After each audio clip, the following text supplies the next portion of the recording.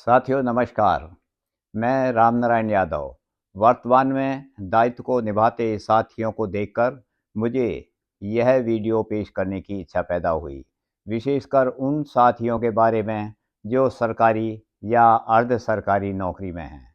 यह सही है कि इन भाइयों के भी कुछ अधिकार हैं, ये सरकार से कुछ उम्मीद भी करते हैं, परंतु साथ में इनके हमारे कुछ दायित्व भी हैं और वह हैं लोकहित व राष्ट्रहित। जी हाँ, क्या जब हम सरकारी नौकरी में आ जाते हैं तो क्या अपने अधिकारों को याद रखने के बराबर अपनी ड्यूटीज़ को भी याद रखते हैं? शायद नहीं। और यदि हाँ भी तो सभी नहीं। ऐसा क्यों? बिल्कुल नहीं होना चाहिए, क्योंकि हमें सुरक्षित काम, सुरक्षित वेतन व अन्य सुरक्षित नित्य सुविधाएं मिल रही हैं। तो क्या हमें अधिकारों से ज़्यादा अपनी ड्यूटी को याद नहीं रखना चाहिए? रखना चाहिए, क्योंकि हमें याद रखना चाहिए कि शायद यह भी एक कारण हो कि सरकारी कर्मचारी की अपने काम के प्रति बेरुखी, निजीकरण की धारणा तो पैदा नहीं कर रही। क्या सरकारी कर्मचारी निष्ठापूर्वक अपना दायित्व न निभाकर निजीकरण का रास्ता तो पैदा नहीं कर रहे और अपनी भावी पीढ़ी का भविष्य खराब तो नहीं कर रहे? जो भी हो साथियों, आप सभी उन संविधान संचालकों में शामिल हैं जो संविधान को सही तरीके से चलाकर जनता व राष्ट्र की उन्नति में सहयोग करते हैं। हमें याद रखना चाहिए, केवल राष्ट्रपति जी, प्रधानमंत्री जी, राज्यपाल या मुख्यमंत्रियों या सरकार का ही दायित्व नहीं है संविधान सही रूप से चलाकर लोकहित व राष्ट्रहित को साधना।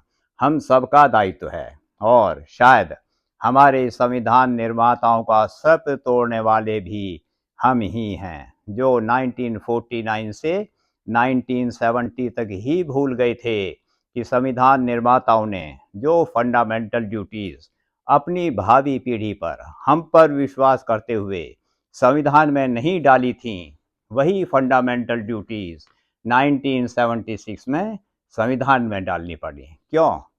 क्योंकि इन सभी बातों के साथ हम भूलते जा रहे थे कि जो बात श्री कृष्ण कह गए थे कि तुम कर्म करो, फल की इच्छा मत करो, फल स्वयं मिलेगा, वही बात गांधी जी कुछ इस तरह कह गए थे कि तुम कर्म करो, अधिकार स्वयं तुम्हारे पीछे पीछे आएंगे।